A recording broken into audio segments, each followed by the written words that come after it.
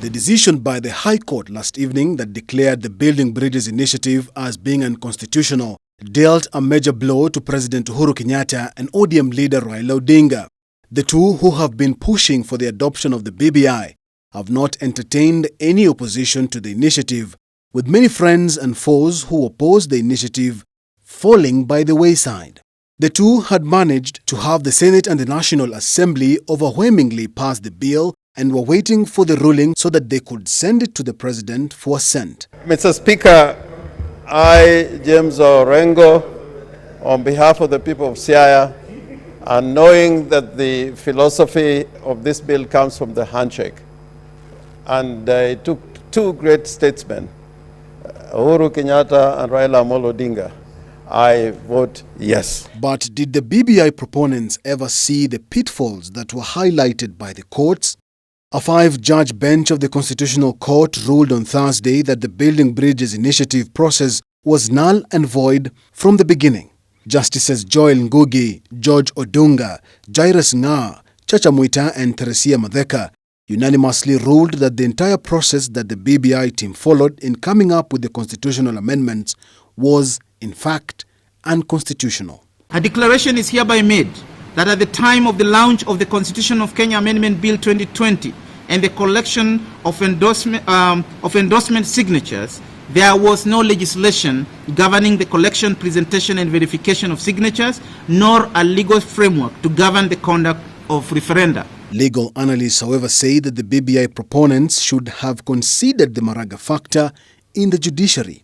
Maraga was a man of surprises, bold, courageous, independent, and a stickler to the law. Maraga had been recruited as the Chief Justice in 2015 in what was seen as a move to have a centralist in the judiciary. I, David Kenani Maraga, Chief Justice of the Republic of Kenya and the President of the Supreme Court of Kenya, do swear in the name of the Almighty God. But the centralist would later turn into a leftist, ruling to annul the election of President Kenyatta over electoral irregularities and illegalities, a move that was unprecedented in the African continent.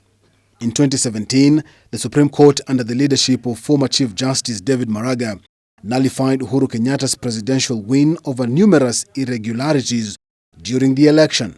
An order is hereby issued directing the first respondent to organize and conduct a fresh presidential election in strict conformity with the Constitution and the applicable election laws.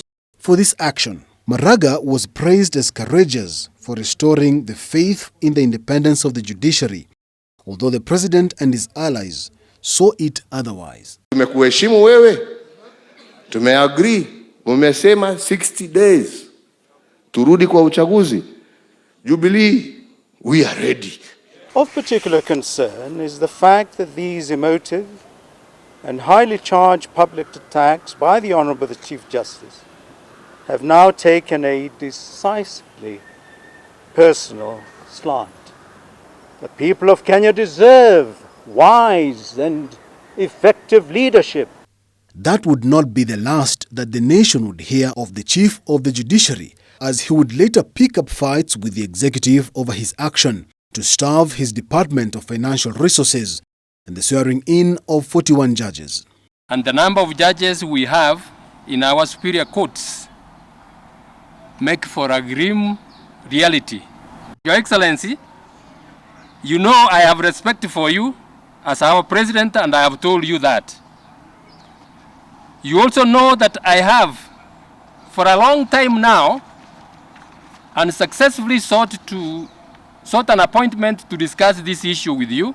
Few months before his retirement, Maraga would advise the president to dissolve parliament for failing to actualize the 2/3 gender rule, again offending government mandarins for his stand. Government is a calling to public service and delivery for the benefit of the people of Kenya, not grandstanding and playing to the gallery for hero status. Maraga may be gone, But his activist streak seems to have rubbed off his shoulders to his colleagues in the judiciary, and the executive can continue expecting such rulings in the future.